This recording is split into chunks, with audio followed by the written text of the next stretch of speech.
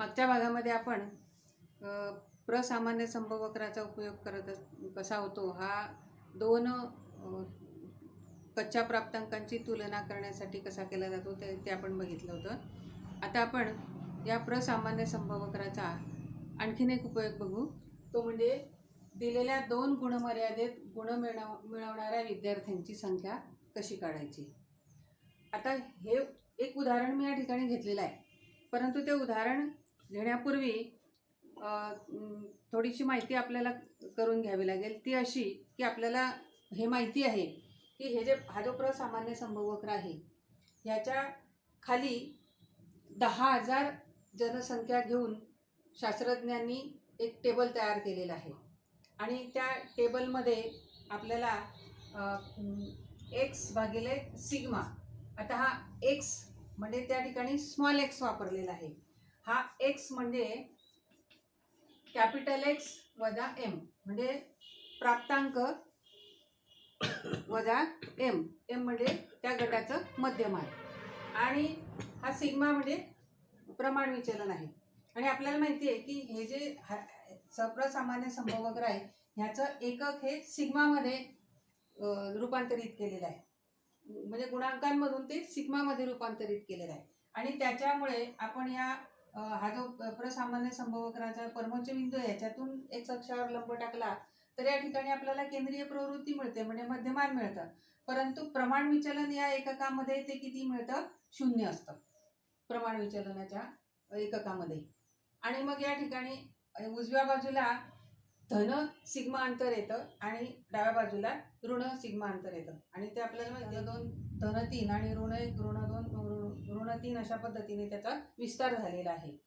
आणि संख्याशास्त्रज्ञांनी ह्याच्या खाली म्हणजे या प्रसामान्य संभवक्राच्या खाली 10,000 जनसंख्या व्यापलेली आहे असं गृहीत धरून मग आपण पाहिलं होतं की मध्यमान ते ऋण 1 सिग्मा याच्या दरम्यान 34.13% जनसंख्या येते, हे आपल्याला माहिती आहे। त्याच्यानंतर ऋण 1 ते अधिक 1 मध्ये 68.26% जनसंख्या येते, हे सगळं आपण मागच्या व्हिडिओमध्ये पाहिलेलं आहे। आता ह्याच्यावरून संख्याशास्त्रज्ञांनी एक टेबल तयार केलेलं आहे आणि ही अशा प्रकारची ज्या वेळेला उदाहरणं सोडवायची असतात त्यावेळेला त्या टेबलचा उपयोग करावा लागतो। म्हणजे प्रसामान्य संभवक्राशी निगडीत एक टेबल तयार केलेलं आहे।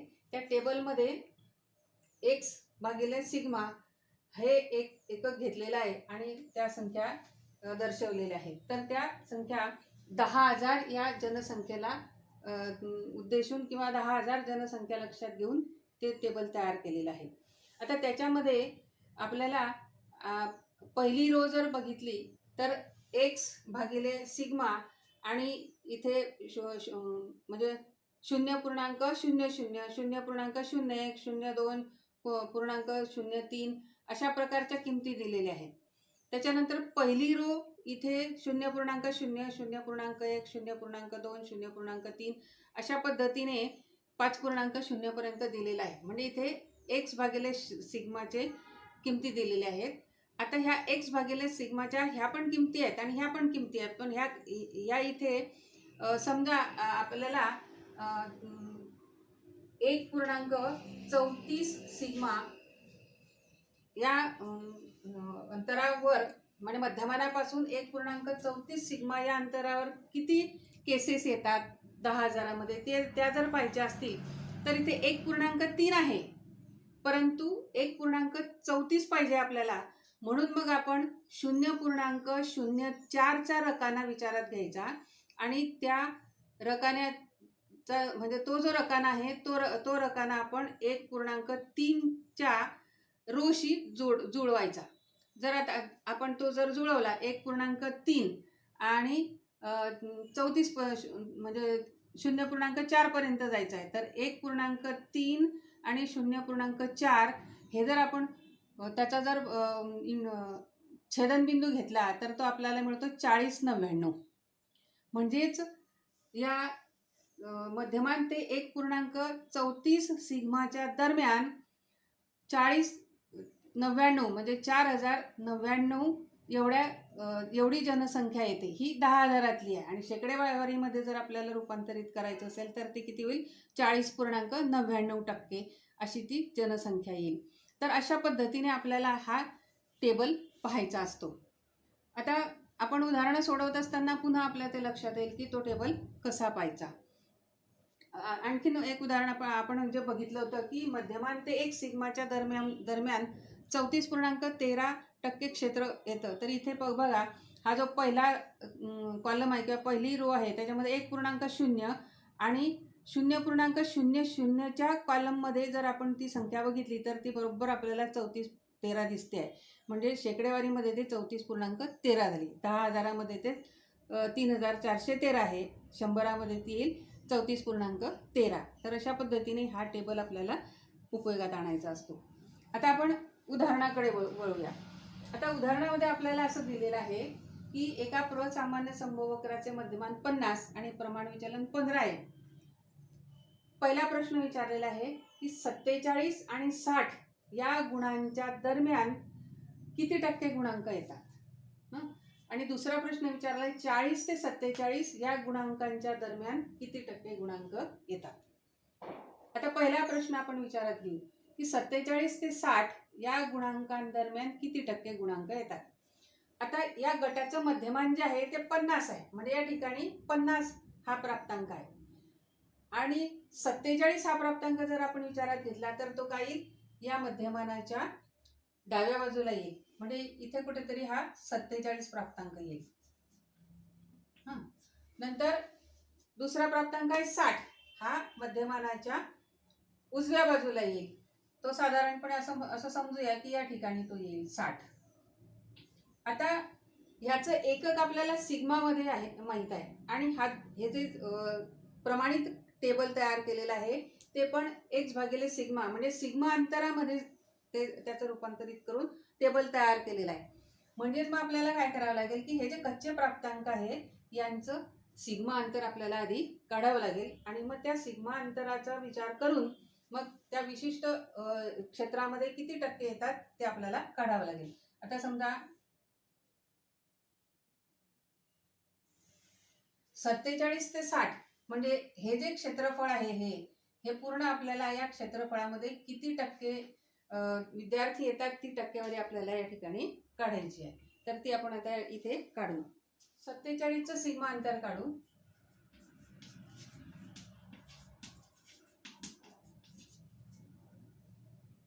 बरोबर 47 वजा 50 भागिले 15 आणि ही आकडेमोड जर आपण केली तर आपल्याला मिळतं ऋण 0.2 सिग्मा. नंतर 60चं सिग्मा अंतर काढू. बरोबर 60 वजा 50 भागिले 15 ते आपल्याला मिळतं ऋण 0.67 सिग्मा. आता आधी आपण 47 या प्राप्तांकाच्या सिग्मा अंतराचा विचार करू. ते आहे ऋण. हा जो वक्र आहे हा सममित आहे त्याच्यामुळे डाव्या बाजूला जेवढं अंतर असतं तेवढंच उजव्या बाजूला पण असतं आणि म्हणून मग आपण या तक्त्याचा वापर करून जर विचारात घेतलं तर तक्त्याचा वापर करून आपल्याला असं लक्षात येईल की ऋण 0.2 सिग्मा ते मध्यमान याच्या दरम्यान जे गुण आहेत ते आहेत 7.93%. म्हणजे ऋण 0.2 सिग्मा ते मध्यमान याच्या दरम्यान येणारे विद्यार्थी आहेत 7.93%. विद्यार्थी म्हणा किंवा गुणांक म्हणा सारखाच आहे ते. त्याच्यानंतर आपण 60च्या सिग्मा अंतराचा विचार केला तर मध्यमान ते धन 0.67 सिग्माच्या दरम्यान एकूण जी टक्केवारी येते ती येते 24.86. म्हणजेच हा जो भाग आहे हा मध्यमानापासून हा एवढा भाग इथे किती टक्केवारी येते तर 24.86%. आणि ऋण 0.2 सिग्मा ते मध्यमान ह्याच्या दरम्यान म्हणजे हा जो भाग आहे या ठिकाणी टक्केवारी येते 7.93. म्हणजेच मग 47 ते 60 याच्या दरम्यान किती टक्के येतील तर या दोघांची बेरीज करून आपल्याला ऋण 0.2 सिग्मा ते मध्यमान यांच्या दरम्यान 7.93% विद्यार्थी येतात. त्याचप्रमाणे मध्यमान ते धन 0.67 सिग्मा अंतरामध्ये 24.86% गुणांक येतात म्हणजेच विद्यार्थी येतात. आता आपल्याला असं विचारलेलं आहे की 47 ते 60 या दोन गुणांकांच्या दरम्यान किती टक्के गुणांक येतात. म्हणजेच आपल्याला असं काढावं लागेल की ऋण 0.2 सिग्मा ते धन 0.67 सिग्माच्या दरम्यान किती टक्के गुणांक येतात. म्हणजेच हे जे दोन भाग आहेत, हा मध्यमान ते 60 या गुणांकांच्या दरम्यान येणारा भाग आहे आणि हा 47 ते मध्यमान यांच्या दरम्यान येणारा भाग आहे. आणि त्यातली टक्केवारी आपण काढली आता. म्हणजेच आपल्याला 47 ते 60 मधील एकूण म्हणजे किती टक्के गुणांक येतात हे जर काढायचं असेल तर या दोघांची काय करावी लागेल, बेरीज करावी लागेल. म्हणून ऋण 0.2 सिग्मा ते 0.67 सिग्मा याच्या दरम्यामध्ये गुणांक येतात 7.93 अधिक 24.86% एवढे गुणांक येतील. म्हणजेच आपण याचा अर्थ असा म्हणूया की 47 ते 60 या गुणांकांच्या दरम्यान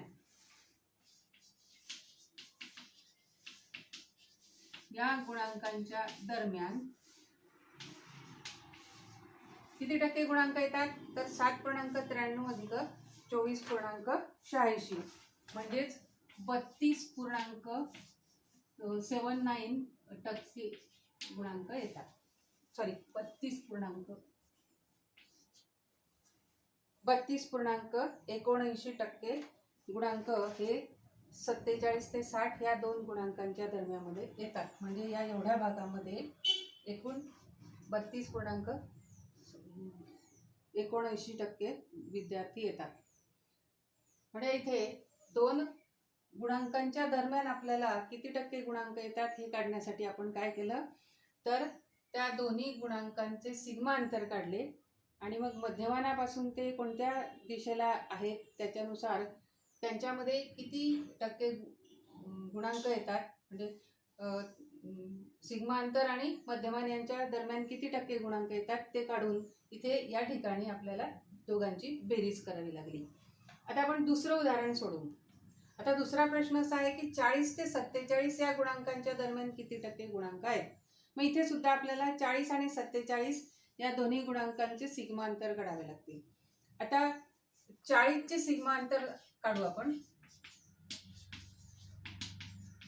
बरोबर 40 वजा 50 भागिले 15 म्हणजे 10 भागिले 15 आणि याची किंमत येईल ऋण 0.67 सिग्मा. ऋण 0.67 सिग्मा.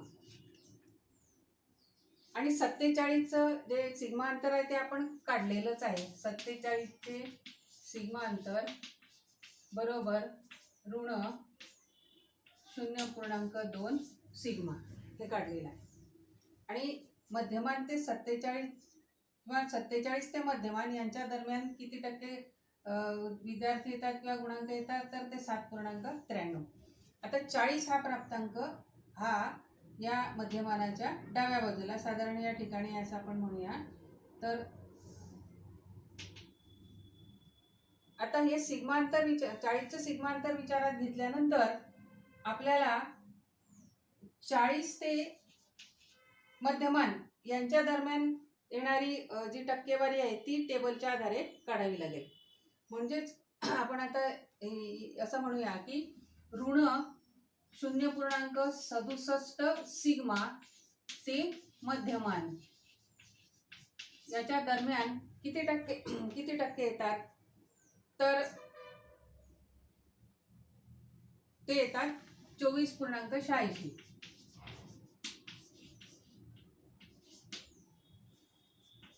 24.86%. आणि मध्यमान ते 47 याच्या दरम्यान म्हणजेच ऋण 0.2 सिग्मा ते मध्यमान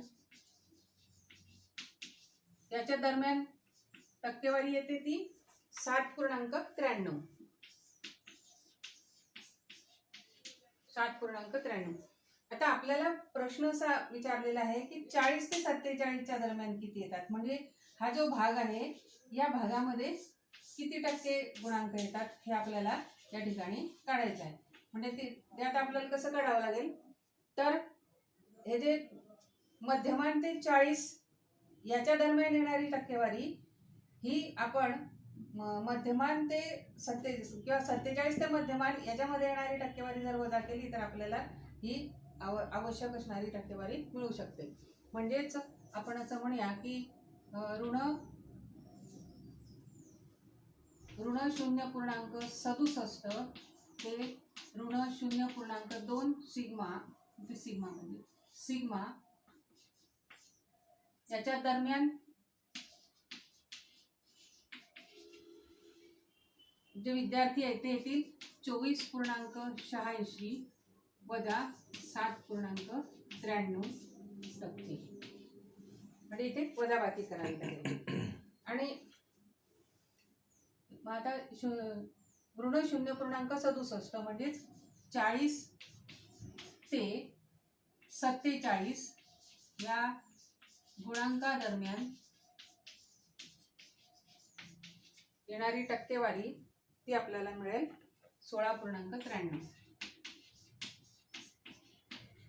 तर अशा पद्धतीने त्या गुणांकाचं स्थान मध्यमानाच्या नेमकं कोणत्या बाजूला आहे हा विचार करून आपल्याला सिग्मा अंतर काढायचं आणि त्या विशिष्ट सिग्मा अंतरामध्ये किती टक्के केसेस येतात किंवा किती टक्के जनसंख्या आहे हे काढून आवश्यक असल्यास काही ठिकाणी बेरीज करावी लागते तर काही ठिकाणी वजाबाकी करावी लागते. आता पहिला प्रश्न जो सोडवला होता तिथे आपल्याला या दोघांची बेरीज करावी लागली, कारण आपल्याला हे एवढं क्षेत्र पाहिजे होतं.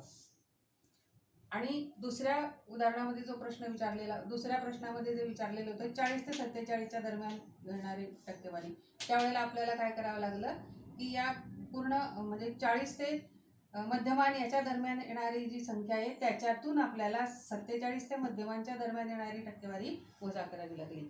तर अशा पद्धतीने आपल्याला या प्रसामान्य संभववक्राचा उपयोग करून दिलेल्या दोन गुणांकांच्या दरम्यान किती टक्के गुणांक येतात किंवा किती टक्के जनसंख्या आहे हे काढता येऊ शकते. म्हणजे दोन गुणमर्यादेत गुण मिळवणाऱ्या विद्यार्थ्यांची संख्या या प्रसामान्य संभववक्राचा वापर करून आणि या प्रसामान्य संभववक्रावर आधारित जे टेबल तयार केलेलं आहे शास्त्रज्ञांनी त्याचा वापर करून आपल्याला संख्या काढता येते. त्याचप्रमाणे आपल्याला शततमक आणि शततमक क्रम सुद्धा काढता येतो. तर ते आपण पुढच्या भागामध्ये